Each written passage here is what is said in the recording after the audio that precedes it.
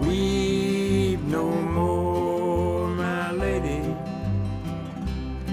Oh, weep no more today. We sing one song for my old Kentucky home, for my old Kentucky home far away. Hey, welcome back. I'm Lowell from Elgray Photography. I'm Jerry of So Fit the Stores. And you're in our collaborative project called Behind the Label. And this is a little side project in commemoration of, what year is this of the Derby? Well, it's 2020. It started in 1875. So, okay, do your math. You are on the can you do math with Bourbon series? We're in Kentucky, so you know the Derby's a big thing here. So even though we're in Lexington, you know, and that's Louisville, but you know the Derby's Louisville's not in Kentucky. Louisville's in Indiana. It's not Kingland, but you know it's a big thing to us.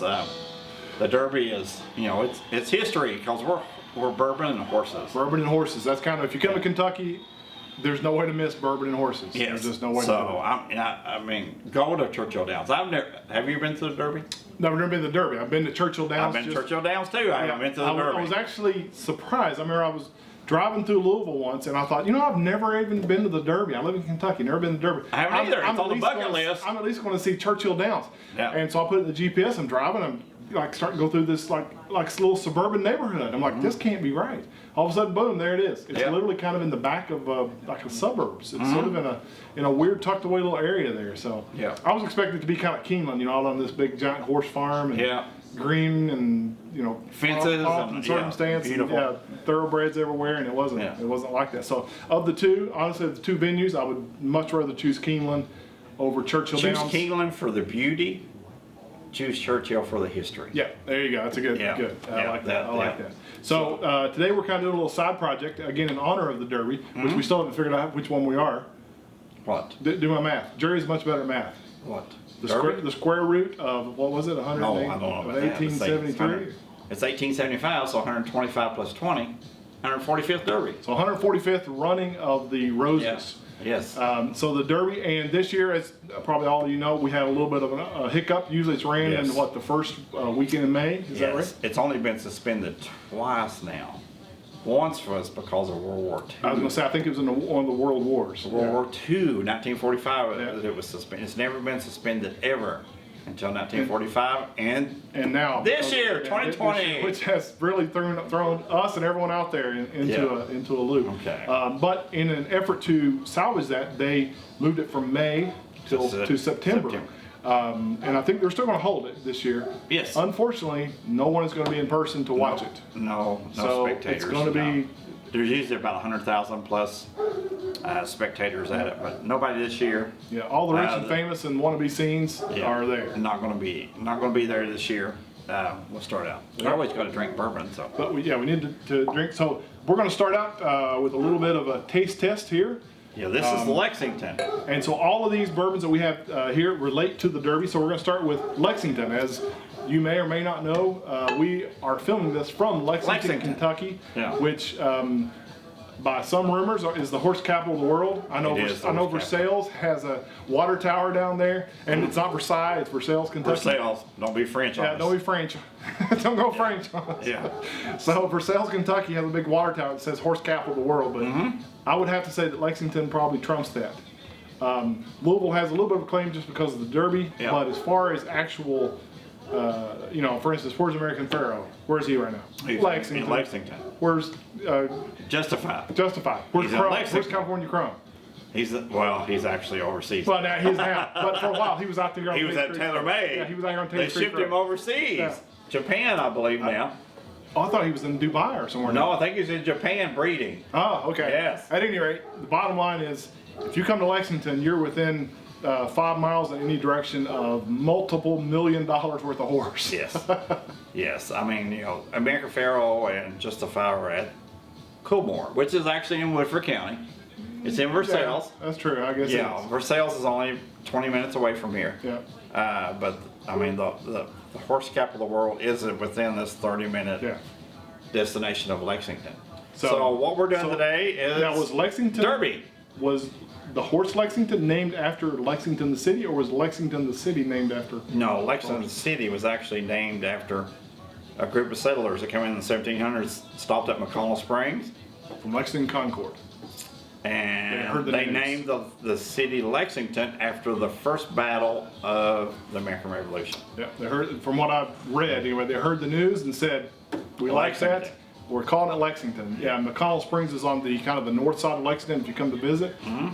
That's another place I've never been in my life. I've been there. I've never been there. I've been there. I've wanted to go there. I'm a big fan of like springs and caves and that sort of thing. So I've been there. It's cool, but that's where they decided on the name of Lexington. But this is Lexington the horse, the thoroughbred. now, first of all, who makes the bourbon? Well, it's complicated on that. It's kind of one of those source bourbons. We know it's bottled in Western Kentucky, but this one and this one now we believe are made at Bardstown Bourbon Company.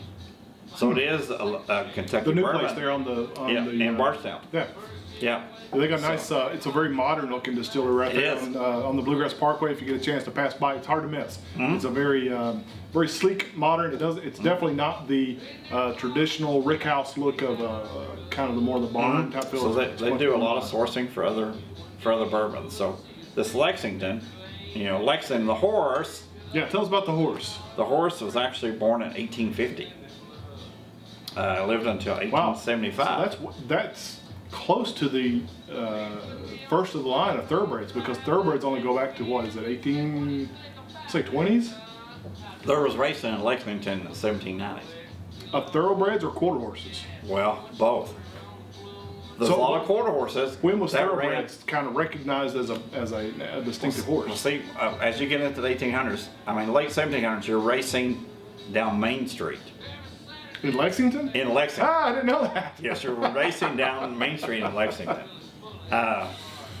The citizens got kind of upset about that, so eventually. I would late have to imagine there was 1700s probably some bourbon involved in the race. Yes, late 1700s. Do you know how the purse became? No, what they call the purse? No. The purse, yes. I They actually stressed it between two buildings of wire And you had to grab attached the the purse? purse with the money in it. That makes sense. Yes. So when they say under the wire and the purse, it all came from that. That makes sense. Was it some special ladies? Was it like, Matilda, St. Marie's, like some highfalutin lady's purse or was it just some? It was Dora the Explorer's backpack. No. No, it was just. Was it full of like gold doubloons or something? No, Or it's just a purse with money in it. but actually, literally, physically had money in it. Yeah, You snagged and the first bags? person through. But you had to also grab. You didn't have Grab to it, cross. yeah. You actually had to grab it. So Grab if it, you yeah. missed it, what happens if you missed it and Sorry. got behind you? Got it. Sorry. Fist, You had to grab it. Fist fight on me. You had the first chance to grab it. So that didn't last long, So, in the late 1700s, they started pushing that outside of downtown. But Lexington was actually 1850s. Great racehorse. He won 40 out of 45 starts. Now these were heats back then. No, just tell me the difference between heats and races. Well, races today, the longest race is like, the Belmont's like a mile and a I half. was gonna say it's almost a mile and a half. Yeah. Now back then, they would race. They had quarter horses too that would race short distances, but the thoroughbreds would race heats in a single day. Best 2 out of 3. Now, how far is a heat? A distance? A heat could be up to 4 miles. Oh gosh. So Lexington raced during this time, and he won many of those heats. 2 out of 3. Now, is there any famous jockeys that rode Lexington that you know of? Not that I know of. I know. If you watch actually one of the BGT series that Jerry kind of hosted, involved in Grants Park and basically the happenings there around that time, sort of like the time. I know He actually passed away the year the Derby started. okay. So he was a great racehorse, but more than that, he was a great sire. He had a lot of, Much as Jerry is. Yes, that's right. But his That's what they call him back home in McGoffin County. Yeah. When they call him the Great Sire. his progeny did pretty well. He actually had one that was named Preakness. I've heard of that name. Yes, Yeah. that's who the actual Preakness was named after. So he was a great sire. Now, He was is Preakness a Kentucky horse? He was actually a progeny of Lexington. But I mean, was he from Kentucky? Yeah. Or did they ship him kind of like they do now? No, he was from Lexington. Like we were talking about a second ago with, California. He was owned by different owners. He was owned by the Alexanders at Woodburn Stud. So if you know where Airdrie Stud is now on Old Frankfort Pike, Brereton Jones, the former governor, owns that now. His wife is actually part of the Alexander family. So he was owned by them. He was actually shipped north during the Civil War. Probably a good thing. Yes, he was shipped to Illinois. They were afraid that he would. Might have got shot in the crossfire. He was, they would be captured and taken. Yeah. They would probably use him as Yeah. who knows, workhorses. Now, if you've been to Ward Hall, Yeah, it's up in Georgetown. yes, he was actually owned by Junius Ward at one time also. So he's a couple different owners. I think Richard Ten Brock owned him during the racing time, but then he was sold, to the Alexanders at Woodburn. So he was actually more famous as he was a great racehorse. Sire. He was but the sire was his 16-time Sire of the Year. So that's where they probably made the most of the money. As a matter of fact, for those of you that aren't aware of, I know if you watch the Kentucky Derby like once a year and that's your only exposure to horse racing, they do make money at winning races or even placing in races, but that's not where the big money is. The big money is, like you said, like when you basically have a horse that's proven to have good genetics, good athletics, that wins, even if they win 2, maybe 3 races. If they're a stakes race, yeah, you're set. Yeah, if it's a prominent race, most of the time those horses, as a matter of fact, they're retired at that point because they don't want them to, break a leg, get injured, get killed. American Pharaoh ran till he's 3, won the Triple Crown, won the Breeders' Cup Classic, and I think he was hauled off from the track I think that's straight to Coolmore. So we have 2 Breeders' Cup Triple Crown winners now, and they're both at the same farm in Woodford County at Coolmore. So we have American Pharaoh and Justify are both there. But Lexington was kind of the start of that, and he's a great symbol for the city. I've never even heard of this bourbon before you brought it in. It's kind of a source bourbon. Like I said, Barstow Bourbon Company is starting to make it now for Western Springs Distillery. It's bottled out in Western Kentucky. And when you say Western Kentucky, how far west? Like Bowling Green. Okay.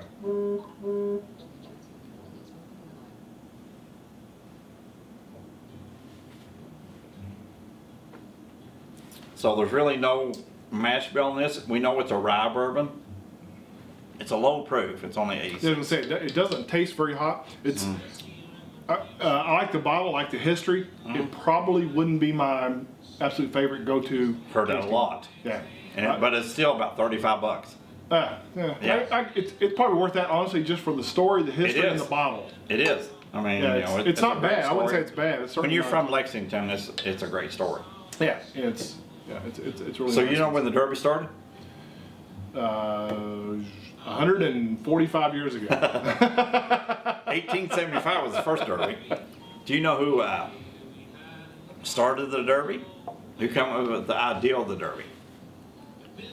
So what year was it? 1845? No, 1870s. 1870s. Yes. Let me think who was prominent at that point.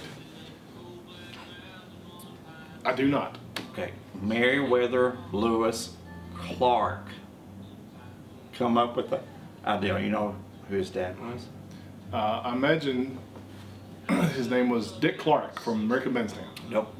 William Clark from Lewis and Clark come up with the idea. He'd been over to Europe. He saw the Epsom Derby in England. He'd been to France and saw some of their races. And he'd come back and he was like, so this is 1872, and he'd come back and was like, we need to have something like that in the U.S. Now I heard that he and Meriwether and Clark did something. I think they went to like Corbin or London. They went somewhere else on some big trip. Did they? I heard that. Okay. Maybe it was Northwest. I don't know. Okay. Maybe Could have been Northwest. Northwest. I think they went to the Northwest. I think Oregon, the area. Yeah, so Meriwether and Clark, of the Meriwether and Clark fame, who also had a Kentucky tie-in. There's actually a It's actually Lewis and Clark, but you know. Yes, Meriwether Lewis, yes.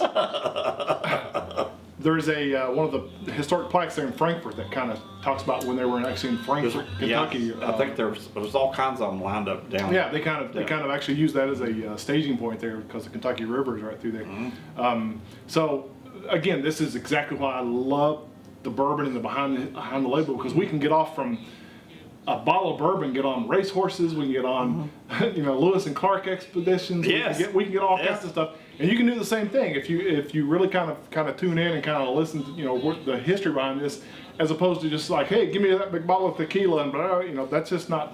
No, the history behind just the labels. And you're talking about the Derby.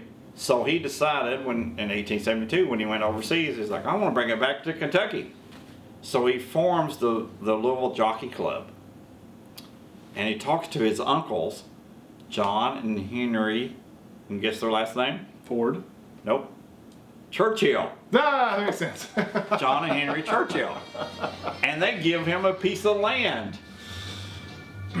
to start what he wants to do. And it just happens to be in Louisville. Louisville, yeah. And then it's Churchill Downs now. 1875 was the first Derby. It was. It's called Churchill Downs from his uncles. The piece of land that he got. 1875, it was won by a horse named Aristides. That's the first Derby winner. First Derby winner was Aristides. He was owned by H.P. McGrath. And if you come to Lexington, have you been down to Newtown Pike? Mm-hmm. You know where UK Coldstream research area is? Yeah. That's McGrathiana Farm. He was raised there on that farm. Aristides was. So, and he was ridden by an African American jockey by the name of Oliver Lewis.